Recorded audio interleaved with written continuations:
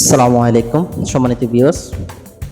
আজকে আমরা শিখব কিভাবে ফেসবুকের ইউজার নেম চেঞ্জ করবেন এবং কি একদম খুব সহজে কোনো ঝামেলা ছাড়াই আপনি ইউজার নেমটা চেঞ্জ করতে পারবেন।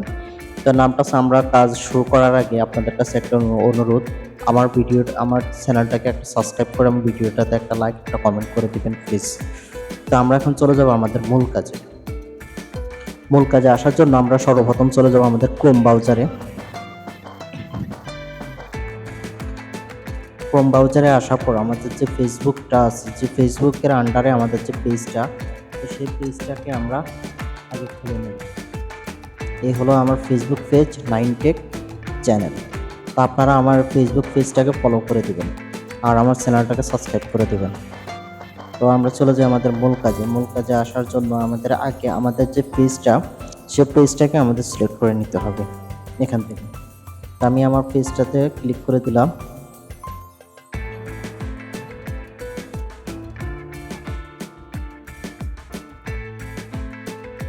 আমার পেজটাতে ক্লিক করে দেওয়ার পর আমার পেজে আমি চলে আসছি। এই যে দেখেন আমার পেজ চলে আসছে। আমার পেজের নাম 9টেক চ্যানেল।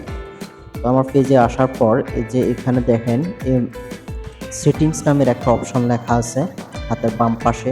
এই সেটিংস অপশনে আপনারা চাপ দিয়ে ধরলে এখানে লেখা আসছে ওপেন ইন নিউ ট্যাব। এই ওপেন ইন নিউ ট্যাবে আপনারা ট্যাপ করবেন। ট্যাপ করার পরে এখানে আপনার নতুন একটা ট্যাব চালু হয়েছে। তো আমরা এখান থেকে উপরে এখানে কর্নারে টাচ করে এই যে আমাদের নতুন ইয়েটা চালু হয়ে গেছে। তো নতুন ইয়েটা চালু হওয়ার পরে যে এখানে অনেকগুলো অপশন আছে। এই অপশনগুলোর মধ্যে আপনার বেছে নিতে হবে এখানে পেজ সেটআপ। এই যে এখানে লেখা আছে পেজ সেটআপ, এই পেজ সেটআপে আপনি টাচ করবেন।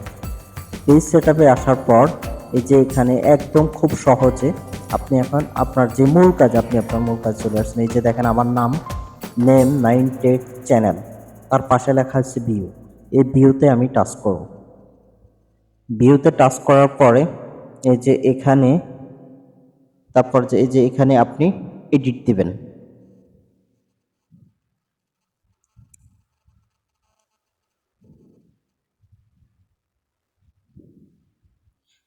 এই যে আপনার যে ইউআরএল এর পাশে আপনি এডিট যে লেখাটা এখানে টাচ করবেন। তো এডিট লেখাটা টাচ করার পরে এই যে আমি এখানে আমার ইউজার নেমটা সেট করা আছে 9টেক। তো আমি আর এখানে চেঞ্জ করলাম না। আপনারা যে পুরোনো নামটা আছে সেটা মুছে সেটা এখানে টাচ করলে যে কিবোর্ড চলে আসছে। তো এখান থেকে মুছে তারপর যাই আপনারা যে নতুন ইউজার নেমটা দিতে চান সেটা দিয়ে তারপর যে এখানে লেখা আছে সেভ চেঞ্জে দিলেই আপনার সেভ হয়ে যাবে। তারপর আপনার যে ফেসবুক পাসওয়ার্ডটা আছে পাসওয়ার্ডটা দিয়ে দিবেন, ব্যাস, আর কোনো কিছু করা লাগবে না। তো ভালো থাকবেন। আমার ভিডিওটা ভালো লেগে থাকলে অবশ্যই আমার চ্যানেলটা সাবস্ক্রাইব করে যারা ভিডিওটাতে একটা লাইক একটা কমেন্ট করে দেবেন। আসসালামু আলাইকুম।